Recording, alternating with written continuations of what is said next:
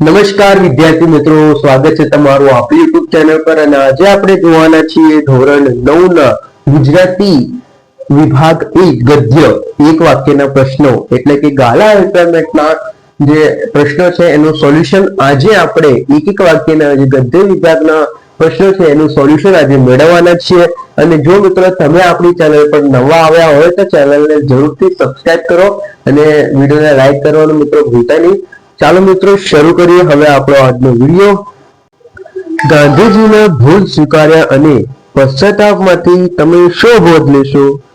એનો ઉત્તર છે ગાંધીજીના ભૂલ સ્વીકાર અને પશ્ચાતાપમાંથી અમે એ બોધ લઈશું કે કોઈ પણ ઉંમરે ભૂલ થઈ જાય તો પણ તેને સ્વીકારવાની હિંમત કેળવી નિખાલાસ કબૂલાત કરીશું।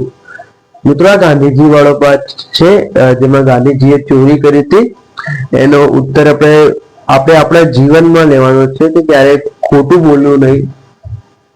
એમણે કબૂલાત કરી હતી એમાં। તો મિત્રો એના પછી બીજો પ્રશ્ન જોઈએ। ચોરીની ભૂલ સ્વીકારવામાં ગાંધીજીની જીભ કેમ ઉપડતી નથી? તો પિતાજી દુખી થશે, કદાચ માથું કૂટશે એવા ભયે ચોરી ભૂલ સ્વીકારવામાં ગાંધીજીની જીભ ઉપડતી નથી। ફરીથી જોઈએ મિત્રો, ચોરી ભૂલ સ્વીકારવામાં ગાંધીજીની જીભ કેમ ઉપડતી નથી? એમ કે ગાંધીજી એ ખોટું કેમ નતા બોલી શકતા?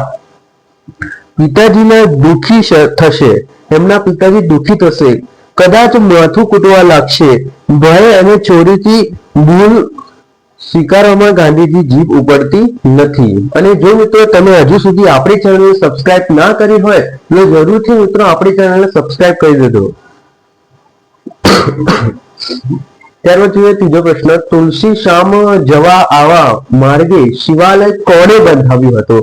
મિત્રો આ એક સરસ પાઠ છે। તુલસી શ્યામ જવા આવવા માટે શિવાલય પેશવા સરકારે બંધાવેલું હતું। ત્યારબાદ છે માંડણ ભગતની કઈ બાબતે ગોપાળદાસ પારખી ગયા?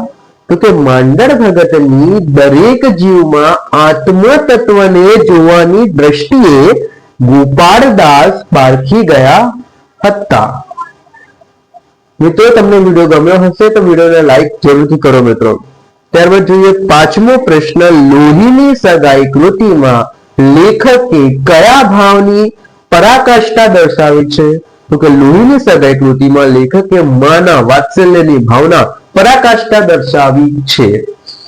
ત્યારબાદ છઠ્ઠો પ્રશ્ન મિત્રો। વહુઓ એ મંગુની ચાકરી નહીં કરે તેની અમૃત કાકીને ખબર પડી ગઈ હતી। કેવી રીતે ખબર પડી ગઈ?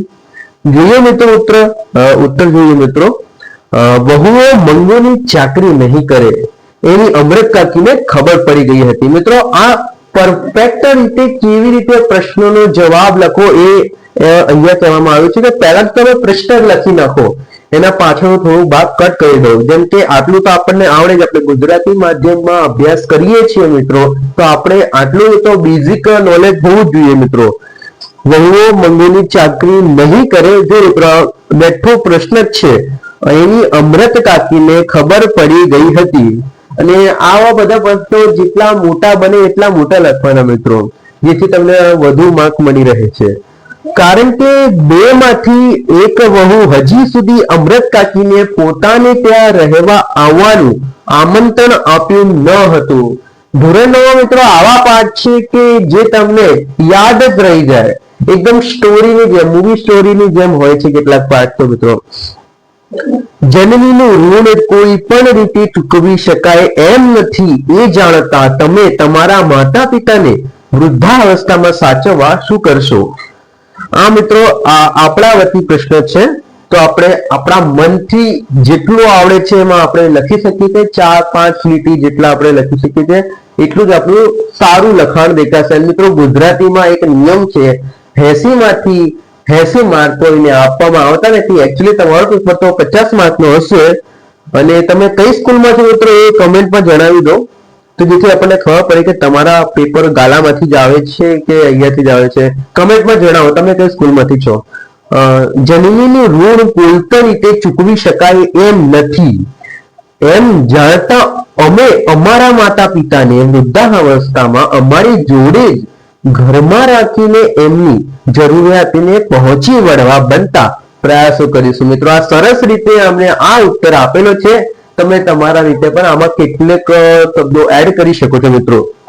ત્યાર પછી 8મું, સ્વચ્છ અને સુઘડ બનાવવા. ઓકે, ભારતને સ્વચ્છ અને સુઘડ બનાવવા માટે તમે શું આયોજન કરશો? તો કે ભારતને સ્વચ્છ અને સુઘડ બનાવવા સરકાર શ્રી આદેશ કાયદાઓનું પાલન કરીશું. ભીનો અને સૂકો કચરો જુદો રાખીને વૈજ્ઞાનિક ઢબે તેનો નિકાલ કરીશું. જાહેર જોવાલાયક સ્થળો ગંદકી ફેલાવીશ નહીં. મિત્રો આપણે કેટલાક જાહેર સ્થળોનો પણ આપણે ગંદકી ન ફેલાવી જોઈએ મિત્રો.